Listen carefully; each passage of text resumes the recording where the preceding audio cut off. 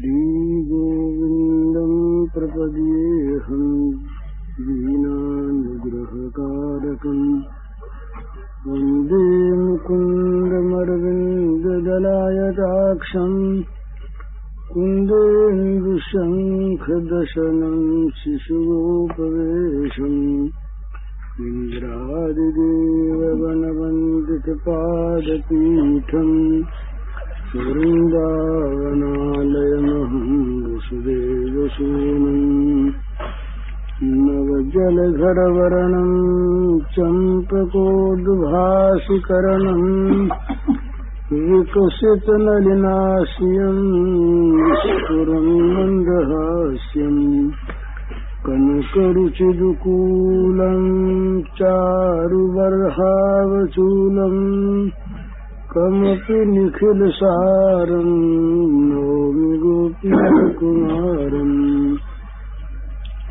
वंशीभूषितकरान्नवनीरदाभात् पीताम्बराजरुणबिम्बफलाधरोष्ठात् पूर्णेन्दुसुन्दरमुखादरविन्दनेत्रात् कृष्णात् परं किमपि तत्त्वमहं न जाने। श्रीहरिः। एक माधुर्य मार्ग, एक ऐश्वर्य मार्ग। तो ये रास पूर्णिमा माधुर्य मार्ग का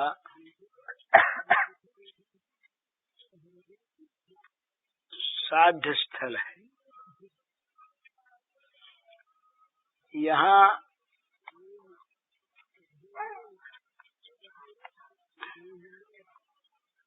भगवान की जो मधुर लीला है वो केवल रसमयी है, माने उसमें और कुछ दूसरी चीज अंदर नहीं है। रस ही रस है और वो रस भगवद रस है। तो इस रसमयी लीला में उन्हीं का प्रवेश होता है जो इस रस का स्वाद ले सकते हैं। पद्म पुराण में कथा आती है, अर्जुन को इस रस की इच्छा हुई तो उन्हें अर्जुनी बनना पड़ा। अर्जुन ने अर्जुनी बनकर वो जिस प्रकार विधि विधान से वो अधिकार प्राप्त होता है, उस प्रकार सारा विधि विधान करने पर उन्हें अधिकार मिला। नारद जी नारदी हुए। हाँ, तो ये असल में इसमें देखना है भाव अपने को भगवान के सुख की सामग्री बना देना। तो वो क्या करता है फिर, एक इसमें क्या होता है कि जहाँ से समर्पण शुरू होता है वहाँ से ही अपनी चिंता, एक बड़ी विचित्र बात इसमें और है, वो ये है कि अपनी अयोग्यता, अपनी असमर्थता का एक तरफ जहाँ पूरा ध्यान है, वहाँ अपनी असमर्थता, अपनी अयोग्यता भी अहंकार का एक अंग है।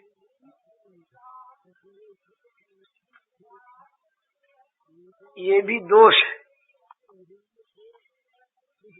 जब अपने को हम अर्पण कर चुकते हैं, ये सर्वार्पण से इसका प्रारंभ होता है। इस प्रेम का प्रारंभ होता सर्वार्पण से। तो जब अपने को अर्पण कर चुके, अपने उनके हो चुके, तो फिर हम अयोग्य हैं, हमारा क्या होगा, हमारी क्या गति होगी, हमसे भजन बनता नहीं, हम नालायक हैं, हमको भगवान कैसे अपनाएंगे, हमारी तो दुर्गति होनी है। इस प्रकार की जो भावना है, ये भी इसमें दोष माना गया है। क्यों? यहाँ भी अपने अहम की स्मृति हो जाती है। अपने अहम की स्मृति जहाँ पर अपने लिए है, वहाँ पर वो दोष। हमारा भला होगा या बुरा होगा, वैकुंठ में जाएंगे या नरक में जाएंगे, भजन बनेगा या नहीं बनेगा, दर्शन होंगे या नहीं होंगे, प्रेम प्राप्त होगा या नहीं होगा। ये प्रेम राज्य की बात है। जहाँ प्रेम राज्य में प्रेम ही चाहिए, वहाँ पर ये चिंता नहीं कि प्रेम होगा कि नहीं होगा, दर्शन होंगे कि नहीं होंगे, मिलन होगा कि नहीं होगा। इस प्रकार की चिंता यदि अहम को लेकर मन में आती है, तो समर्पण में कमी है। और समर्पण जहाँ तक पूरा नहीं होता, वहाँ तक भगवान का पूरा आधिपत्य हम पर नहीं होता। पूरा अधिकार उनका हो जाए। वो ये हम लोग जो ये गाते हैं ना रोज, सौंप दिए मन प्राण तुम्ही को, सौंप दिए ममता अभिमान, क्या है आगे? जब जैसे जी चाहे बरतो अपनी वस्तु सर्वथा जा। ये बड़े तत्व की चीज है। जब जैसे जी चाहे बरतो, जब जैसे जी चाहे बरतो ये कहना और चीज है, और जब जैसे जी चाहे बरतो इस प्रकार अपने को स्थिति में बना देना, ये अहम और मम को, ममता अभिमान को छोड़ने पर ही होता है। सौंप दिए ममता अभिमान। जहाँ तक ममता और अहंकार ये दोनों अपने अंदर रहते, ममता सारी भगवान में केंद्रित हो जाए, तो अहंकार रहे नहीं, तो ममता अहंकार जब नहीं रहेगा, तब हमारा भला हमारा बुरा ये न हमारा रहेगा और न हमारा भला बुरा रहेगा। फिर तो ये जिसकी चीज है, वो चाहे संभाले न संभाले, बनाए बिगाड़े। जैसे वो काठ की पुतली तो किसी प्रकार से नचाए, ऊंचा करे नीचा करे, सोआ दे, हिला दे, उठा दे, वो कुछ भी नहीं कहती, कहना जानते नहीं। तो काठ की पुतली की उपमा इसमें ठीक नहीं बैठती। वो जड़ है, ये जड़ नहीं है, ये अपने प्रियतम श्याम सुंदर के सुख की सामग्री है, पर अपनी चिंता को भूली हुई है। ये अनन्य भजन जहाँ पर होता है, वहाँ पर भी अपनी चिंता नहीं होती। अनन्याश्चिन्तयन्तो माम ये जना पर्युपासते। ये 3 प्रकार के कर्म होते हैं अर्पण के। एक कर्म करके अर्पण कर देना, एक भगवान के लिए कर्म करना, और एक भगवान का ही कर्म करना। तत्कुरुषु मदर्पणम, ये करके अर्पण करना है। मदर्थमपि कर्माणि कुर्वन् सिद्धिमवाप्स्यसि, ये भगवान के लिए कर्म करना है। और मत कर्म कृत, मत कर्म कृत, मत परम मद भक्त है। तो इनका जो आपस में एक मेल है, जो मत कर्म करते हैं वो मत परायण होगा ही, और मत परायण है वही मद भक्त है। ये इसके आगे प्रेम भक्ति है। भला इसके आगे प्रेम भक्ति है। ये प्रेम भक्ति का अधिकार जहाँ प्राप्त हो जाता है वहाँ की स्थिति है। तो जहाँ अर्पण पूर्ण हो जाता है वहाँ अपनी चिंता आप करें, ये एक दोष है। जहाँ अपनी चिंता आप करेगा, अपने एक बड़ा सुंदर एक भाव आता है। एक दिन एक सखी श्याम सुंदर की सेवा कर रही थी, तो सेवा में उसे इतना आनंद मिला, इतना सुख मिला कि उसके सात्विक भाव पैदा हो गए, अश्रुपात, कंप इत्यादि। तो आनंद से अश्रु आए। तो वो क्षण भर के लिए सेवा में विघ्न आ गया। अपने आनंद पर उसको क्रोध हो गया कि आनंद क्यों आया, ये आनंद क्यों आया। आनंद यदि न आता, अश्रुपात न होता तो सेवा में विघ्न नहीं पड़ता। इस प्रकार से अहम की विस्मृति, वहां पर अपने लिए आनंद भी आवश्यक नहीं यदि सेवा में विघ्न पड़े।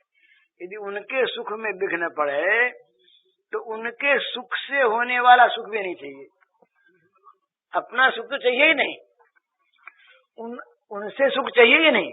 उनके सुख में जो सुख होता है वो सुख भी यदि उनके सुख में बाधक हो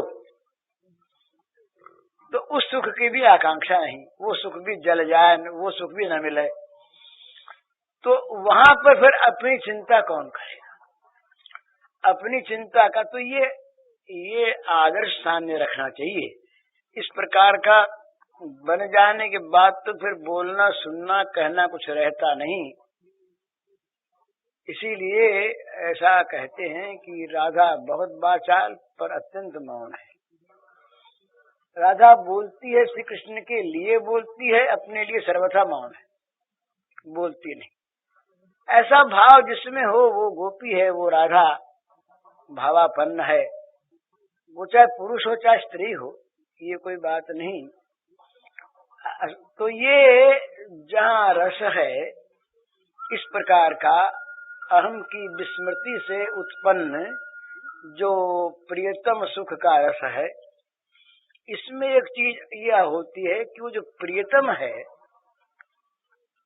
वो स्वयं नीचे उतर आता है।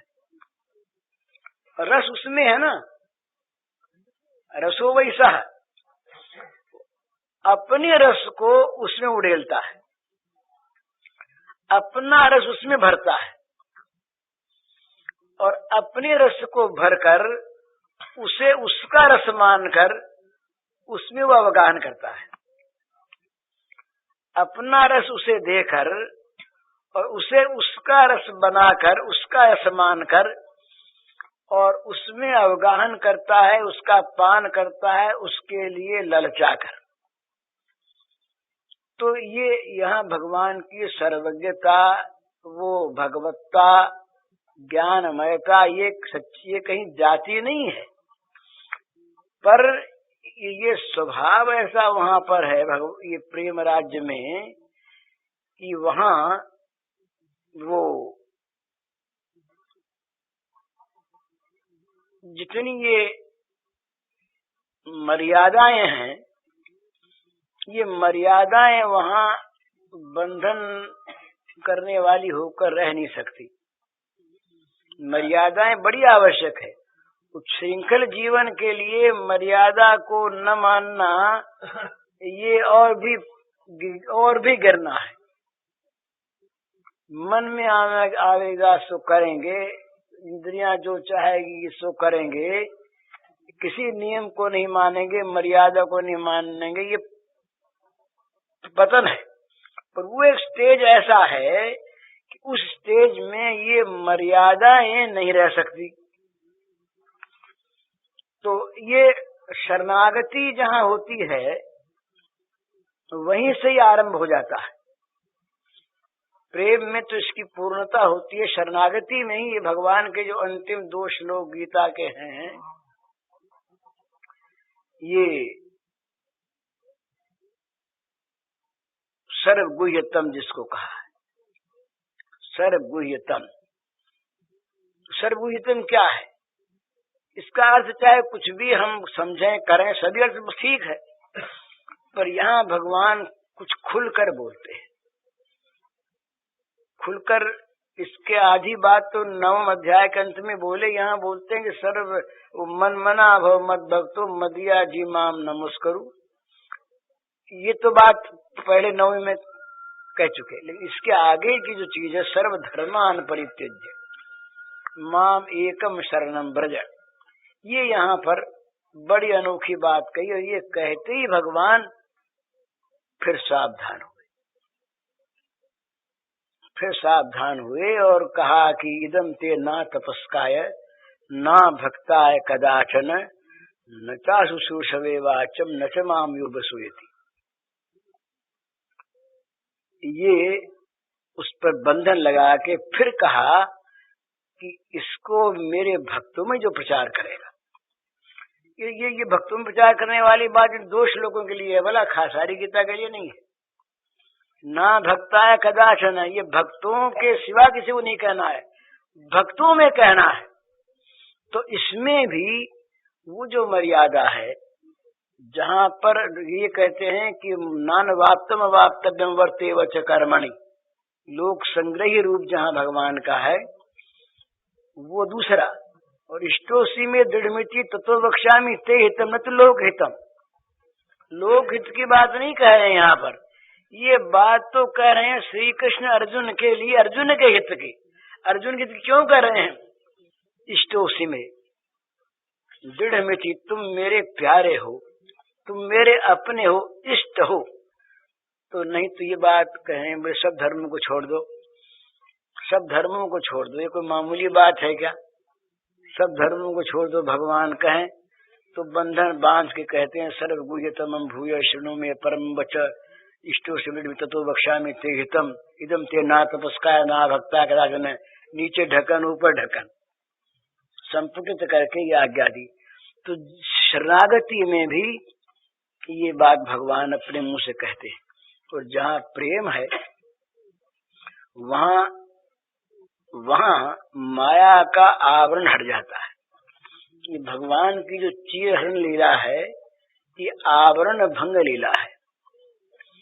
आवरण मने यूं हम समझें तो जितने भी संसार में जीव हैं वो सभी जीव एक से ही है। अमुक जीव में पर्दा अमुक में पर्दा नहीं, क्यों? ये मर्यादा हमारी बांधी हुई है और ये बड़े काम की है, आवश्यक है, इससे रक्षा होती है पतन से, बहुत सुंदर चीज है। परंतु आत्मा के सामने जो अपने आप है, अपने आप के सामने कोई आवरण है क्या? अपने आप के सामने कोई पर्दा है क्या? तो भगवान को अपने आप न मानकर दूसरा मानना, ये जहां है वहीं आवरण है। ये रासपंचाध्याय में सबसे पहले भगवान शब्द इसीलिए आया, वहां कृष्ण शब्द कहते तो जरा वहम की चीज होती। भगवान पितारा त्रिशब्दोत्फुल्ल मल्लिका, इस बात को सुखदेव जी ने संकेत से फिर बताया कि जब परीक्षित ने शंका पैदा की तब बताया कि भाई हम भगवान की बात कर रहे हैं। भगवान उन सारी गोपियों के, उनके पतियों के भी आत्मा है कि नहीं? तुम जो बात कहने लगे अभी, शंका जो परीक्षित ने की, ये भगवान के लिए शंका बन नहीं सकती। भगवान किसके पति नहीं है, किसके आत्मा नहीं है, किसके अपने आप नहीं है। अपने आप से कुछ छिपाना, अपने आप से पर्दा, अपने आप से अलगाव दुराव ये कभी हो नहीं सकता। तो भगवान को जब तक अपने आप की चीज नहीं मानता तब तक प्रेम नहीं है। तो इसलिए प्रेम में ये जो मर्यादाएं हैं, पर ये भगवत प्रेम में मर्यादाएं नहीं, इसलिए हम मर्यादा छोड़ दें। इसका अगर ये अर्थ लें तब तो अर्थ का अनर्थ होता है, ये अर्थ नहीं है। पर समझने की ये चीज है कि श्री गोपांगनाओं की रास की जो बात है वो बात हमारे इस जगत के स्तर की नहीं है।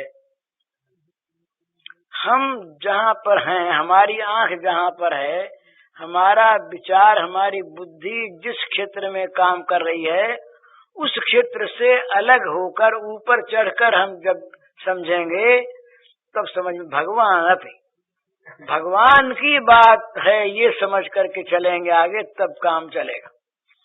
और भगवान की बात नहीं, अपने सरीखे किसी की बात, तो अपने सरीखे की जो बात है वो बात तो दूषित है ही। लेकिन इस प्रेम राज्य में जहाँ भगवान का प्रेम है, रस राज्य है, जहाँ ये माधुर्य की रसधारा निरंतर उत्तरोत्तर अधिक रूप में बहती रहती है, ये जो भगवान का प्रेम है, ये प्रेम विलक्षण है। इसमें किसी प्रकार का कोई बाधा देने वाला कारण रह नहीं जाता। इन सारे कारणों के बहा देने पर ये प्रेम प्राप्त होता है। सर्वधर्मान परित्यज्य से शरणागति, और शरणागति में भी शरण्य और शरणागत ये दो रह जाते हैं। पर जहाँ शरण्य नहीं, शरणागत नहीं, प्रेम में यतस्तदीयः तस्मिस्तज्जने भेदाभावात् सप्रेष्ठम लभते, ये जो सूत्र हैं इस बात को बताते हैं कि वहाँ शरण्य और शरणागत भी नहीं रहता। वहाँ ये जो व्यवधान है, भेद है, ये भी निकल जाते हैं। वहाँ अपने आप की मधुर लीला होती है। तो वो लीला गोपियों की थी। तो इसको आदर्श मानकर, नकल न करके, इसको आदर्श मानकर जितना जितना हमारा भगवान के मार्ग में त्याग आगे बढ़ेगा, शंका संदेह रहित, उतना उतना हम इस प्रेम को प्राप्त करेंगे। और इस प्रेम को प्राप्त करना ही ये सबसे बड़ा लाभ है, जिसको बड़े बड़े ब्रह्मज्ञ मुनि भी जिसे चाहते हैं। हम तो पुराणों की बातों को सत्य मानते हैं, और सत्य है। कहीं कहीं कोई कम ज्यादा हुआ है, वो तो होता रहता है। पद्म पुराण इत्यादि में ऐसे प्रसंग आते हैं कि जिनमें स्पष्ट ये बात आती है कि बड़े बड़े ब्रह्मज्ञ मुनियों ने कल्पों तक गोपी भाव प्राप्त करने के लिए तपस्या की। स्वयं ब्रह्म विद्या ने तपस्या की, औरों की बात छोड़। जिस ब्रह्म विद्या से सारे अज्ञान का नाश होता है, वो ब्रह्म विद्या स्वयं भगवान के प्रेम को, गोपी भाव को प्राप्त करने के लिए तप करती है। तो ये, और ये कोई आज की बात नहीं, पद्म पुराण में देख लीजिए। पद्म पुराण में ये कथा आती है, और वहाँ बड़ा सुंदर पद्म पुराण का प्रसंग, कई प्रसंग पद्म पुराण के हैं। नारद का, अर्जुन का, भगवान शंकर का, शंकर से भगवान की बातचीत है, निर्गुण क्या है, निराकार क्या है। व्यासदेव के साथ भगवान श्री कृष्ण के गोपाल वेश में, छोटे से वेश में बातचीत हुई है। ये सब प्रसंग शायद इसमें आ सकते हैं, कृष्ण वचनामृतांक में। तो लेकिन इन सब से सिद्ध होता है कि ये हम जिस स्तर में रह करके इन चीजों को अपनी इन भोग भरी आंखों से देखते हैं, तब तो इनमें दोष दिखाई देंगे। और दूसरी चीज इसमें यह है कि इसमें सबका अधिकार इसलिए नहीं है कि सब इनमें वो त्याग नहीं है। त्याग के बिना ये अधिकार नहीं मिलता। जहाँ बात बात में हमारी आंख भोग पर जाती है, वहाँ हमें भोग से बचना ही चाहिए। और भोग से बचने की जगह अगर हम इन सब चीजों को उसके समर्थन में लगा लें तो हम गिर जाएंगे। तो वो जो बात मैं वहां कह रहा था वो तो मुझे याद आई नहीं, और वो वहां तो रुक गई थी किसी कारण से। अभी तक वो ठीक उसका ध्यान नहीं आया, लेकिन ये इसी के आनुषंगिक कुछ बातें हैं। रास पूर्णिमा की रात्रियां बड़े महत्व की है। प्रेम साम्राज्य का सबसे ऊंचा प्रत्यक्ष दर्शन इन रात्रियों में हुआ। बड़ी कृपा से प्राकृत जगत में ये अप्राकृत लीला हुई। ये सवेरे बात हुई थी कि जहाँ त्याग की पराकाष्ठा है, जहाँ स्वसुख वांछा लेश कल्पना का अभाव है, वहीं गोपी भाव है। और वे गोपियां जब अपने आप को सर्वथा भूलकर श्री कृष्ण के सुख की प्रतिमा बन जाती है, तो उनके सुख का आस्वादन करने या उन्हें आस्वादन कराने कहा नहीं जा सकता आस्वादन करना है या आस्वादन कराना है। न वहाँ आस्वाद्य का भेद है और न वहाँ वास्तव में प्रेमी और प्रेमास्पद का ही भेद है। दोनों का ही दोनों में विषयालंबन है और दोनों का ही दोनों में आश्रयालंबन है।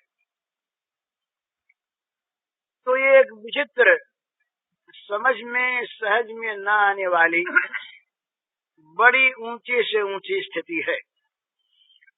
रास पंचाध्यायी को पाठ करने वाले, पढ़ने वाले, सुनने वाले यदि इस बात को पहले से न समझ लें कि ये अप्राकृत जगत की, दिव्य जगत की, जहाँ परम त्याग की पराकाष्ठा से इसका प्रारंभ होता है, वहाँ की ये मधुरतम लीला है जो भगवान को स्वयं अपने प्रेमियों के रस का आस्वादन करने के लिए लालायित कर देती है। अभी अवकाश नहीं, मेरा विचार पहले हुआ था कि ये वीक्षरंतुम मनश्चक्रे, ये रंतुम का भाव कुछ कहा जाए एक टीका के आधार पर वो लंबी चीज है। तो रमण करने की इच्छा उनकी हुई। रमण क्या चीज है इसलिए पीछे पर छोड़ते हैं। रमण करने की इच्छा हुई। रमण करने की इच्छा क्यों हुई? जो नित्य तृप्त हैं, जो नित्य निष्काम हैं, उनमें प्रथम तो इच्छा होना ही संभव नहीं, और रमण की इच्छा।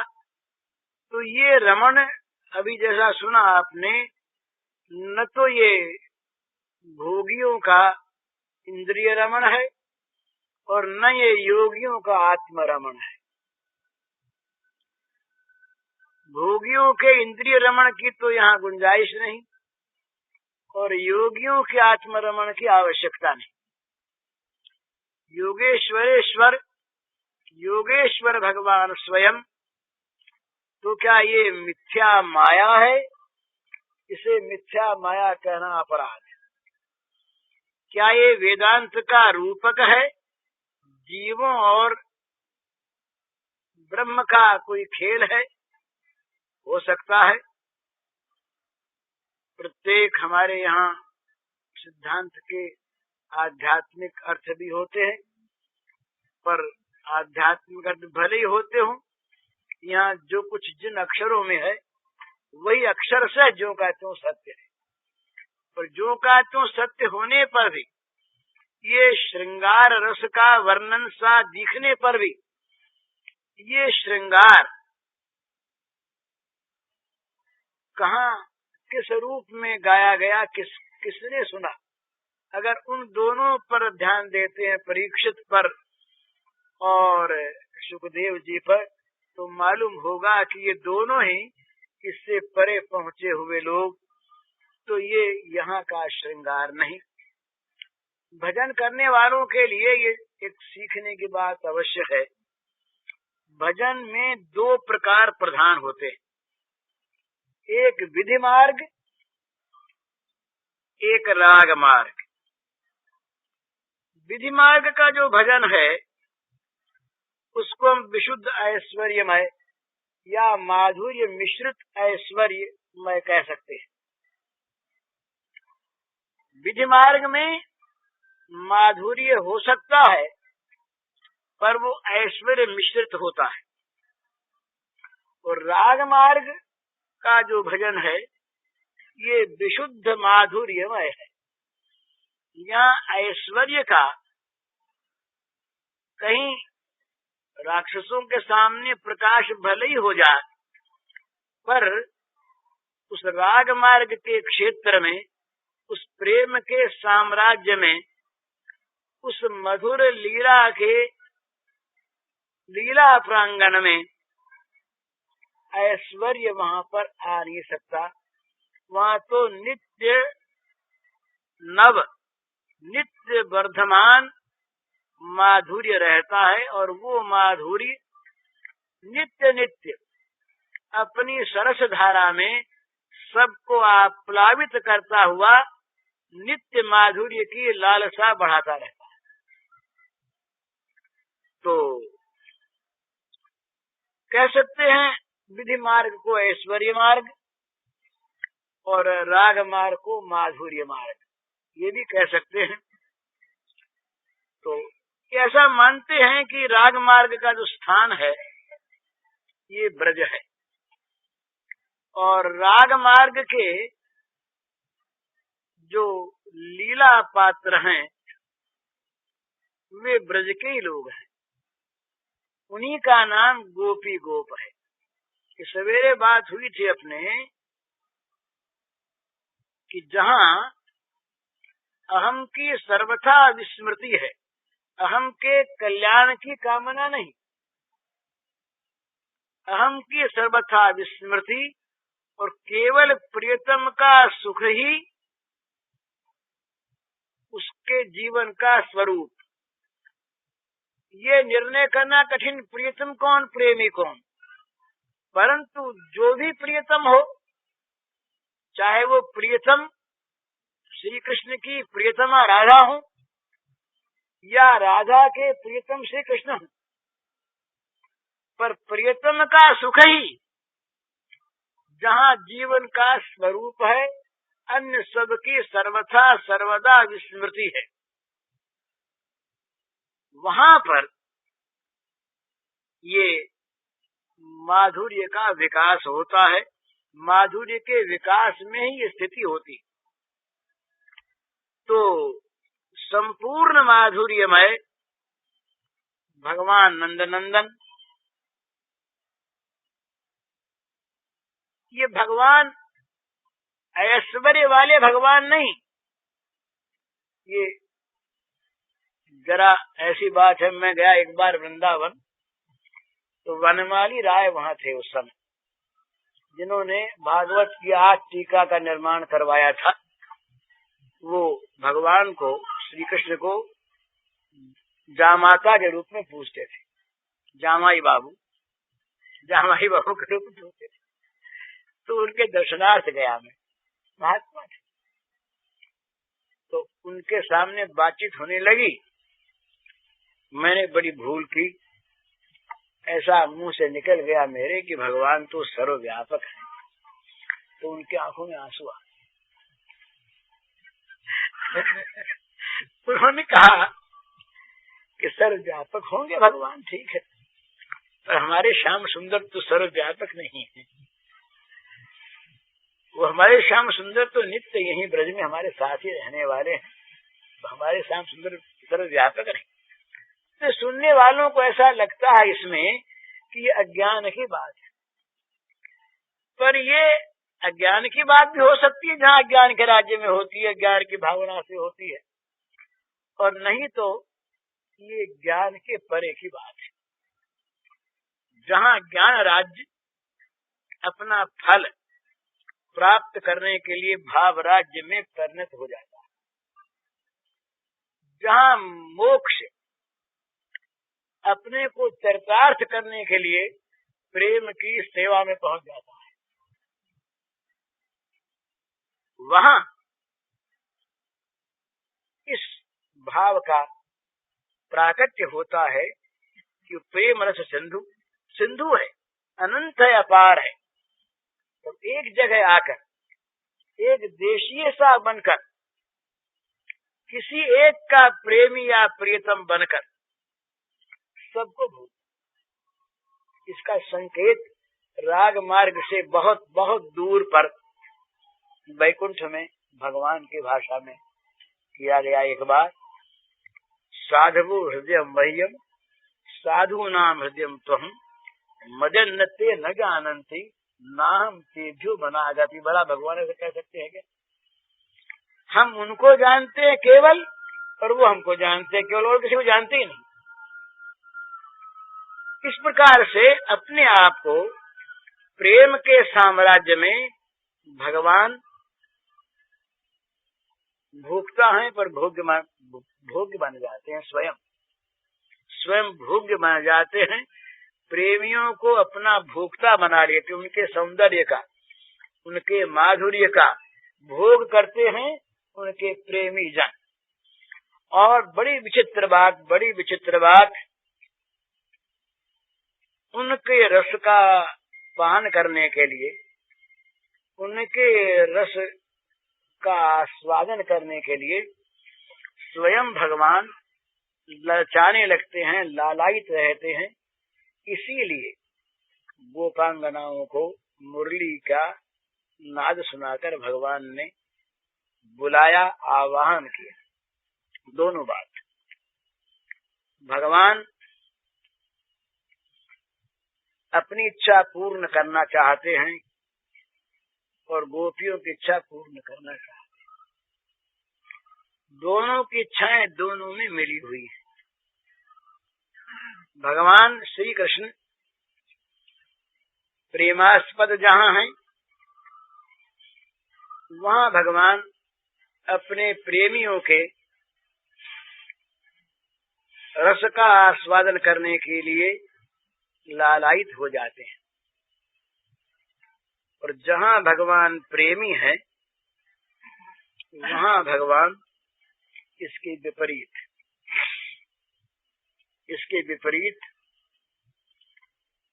उनसे रस प्राप्त करने के लिए उत्कंठित हो जाते हैं। उनको उनके बिना चैन नहीं पड़ती। ये सब विचित्र बातें मालूम होती हैं, इसलिए कि या तो हम अज्ञान राज्य में हैं और या हम ज्ञान की केवल बातें सुन लेते हैं। एक बात और है, वो जरा ध्यान रख लेने की है, केवल उसका कोई उपयोग नहीं, कि भगवान का जहाँ प्रेम है वहाँ अज्ञान नहीं है, तम नहीं है। वहाँ पर सूर्य का जहाँ पूर्ण प्रकाश है, जहाँ सूर्य है वहाँ प्रकाश है। जहाँ सच्चिदानंद घन विग्रह भगवान है वहाँ ज्ञान है। वो ज्ञान तो उनकी रश्मि है, भगवान के मंगल विग्रह की रश्मि ज्ञान है, वो प्रभा ज्ञान है। यह नखेंद्र ऋषि ब्रह्म भगवान, तो ये भगवान जो हैं, ये जहाँ पर हैं वहाँ पर भगवान का ज्ञान, चाहे वो छिपा हुआ भले ही हो, पर अज्ञान नहीं है। तो इसलिए ज्ञान की जरूरत नहीं वहाँ पर। ज्ञान वहाँ पर, भगवान जहाँ पर हैं वहाँ ज्ञान रह नहीं सकता। सूर्य जहाँ है वहाँ अंधकार नहीं रहता, ये निश्चित बात है। सूर्य है तो अंधकार नहीं है, भगवान है तो ज्ञान नहीं है, तो ज्ञान की कोई परवाह नहीं, ज्ञान की आकांक्षा नहीं, ज्ञान की आवश्यकता नहीं। और जो ज्ञान भगवान को भुला दे, मिटा दे। यशोदा मैया से एक बार कुछ लोगों ने कहा, आकर के समझाया उन्हें कि देखो मैया, तुम तो बड़ी वैराग्यवती थी, ये लाला जब नहीं जन्मे तब तो तुम्हारा घर में कहीं मोह नहीं था, कहीं आसक्ति नहीं थी। अब तुम इस लाला को पा करके उस ज्ञान को भूल गई। तो यशोदा मैया ने स्वाभाविक कहा कि जो ज्ञान लाला को गोद से उतार दे, उस ज्ञान निगोड़े में आग लग जा। लाला को जो उतार दे वो ज्ञान करे, ज्ञान तो लाला के चरणों में अपने आप, ज्ञान तो वहां पर अपने आप खेलता है। तो इसलिए ये मानना नहीं चाहिए कि ये अज्ञान राज्य की बातें हैं। जहाँ पर भगवत प्रेम है वहाँ अज्ञान के लिए अवकाश नहीं, अज्ञान वहाँ घुस नहीं सकता।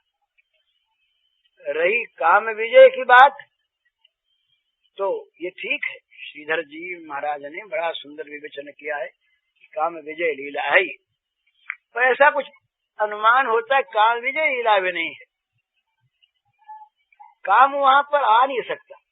इस प्रेम के राज्य में काम का प्रवेश नहीं है, काम का प्रवेश नहीं तो काम विजय की आवश्यकता नहीं।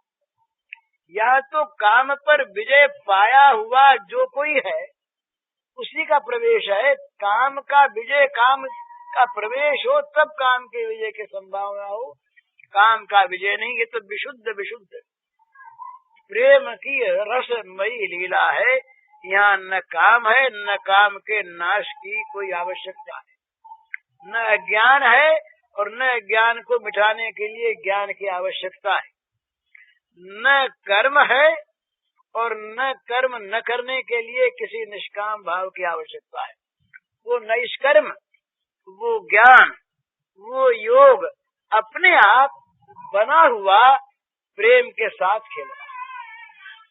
इस प्रकार इस प्रेम राज्य का बड़ा सुंदर दर्शन हुआ आज शारदीय रात्रि के दिन संसार में अधिकारी पुरुष सबने नहीं इसको देखा, सबने नहीं जाना। जिन्होंने जाना, एक बात हो गई ऐसी अभूतपूर्व ये चीज आ गई संसार में, और आ गई तो न समझने वाले लोग इसकी अटपटी अपने मन की अपनी आंखों से देख कर बात लगाने लगे। पर ये प्रेम राज्य की जो बात है ये वास्तव में ये दिव्य है, अलौकिक है, अपराकृत है, बड़ी मधुर तम है। और उसका माधुरी यहाँ का माधुरी नहीं जो कल सड़ जाए, यहाँ की मिठाई कल पे सड़ जाती है। ये माधुरी वैसा नहीं जो बासी हो, जो सड़े, जो गंदा हो। इसमें ये तो नित्य नित्य इसका आस्वादन, इसका माधुर्य, इसकी पवित्रता ये उत्तरोत्तर वर्धनशील है। स्वाभाविक प्रतिक्षण वर्धमानम प्रेम का स्वरूप बताया। तो ये प्रेम, ये त्यागमय प्रेम, ये स्वाभाविक विषयों में दोष दुख देखकर विषयों का त्याग नहीं करना पड़ता। विषयासक्ति यहाँ आ नहीं सकती अपने आप, विषयासक्ति यहाँ से अपने आप हटी रहती है, उसके लिए अवकाश नहीं होता यहाँ प्रवेश करने का इस प्रेम भूमि में, प्रेम के धाम में। तो इसलिए आज का दिन, आज की ये रात्रियां बड़ी मंगलमय। आज की रात्रि में हम लोग याद करें राधा को, गोपी, गोपी भाव ये स्त्री पुरुषों का भाव नहीं है, यहाँ की ये भोग लीला नहीं है, ये त्याग की पराकाष्ठा जहाँ पर होती है वहाँ इसका प्रारंभ होता है, प्रारंभ होता है। ये ऐसा ब्रह्मभूत प्रसन्नात्मा न सोचते न कांक्षते, आकांक्षा मिट गई, सोच मिट गया, ब्रह्मभूत अवस्था प्राप्त हो गई, तब पराभक्ति प्रेमा भक्ति की प्राप्ति होती है। उस भक्ति से भगवान का पूर्ण ज्ञान होता है। शायद पानी आने का ढंग हो रहा है?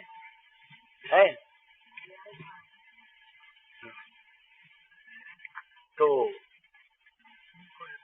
नहीं ठीक तो है, ठीक क्या ठीक तो है। उठ पानी आए और उठ जाएंगे लोग, ना आवे पानी ये दूसरी बात है। बात किसी अन्य भाव की अन्य स्थिति की तुलना नहीं हो सकती। ए भैया इनको वो अब रुक गई, वो रुक गई तो वो भाव का प्रवाह रहा नहीं। तब हमें ये चीज ये बादल याद आ गए।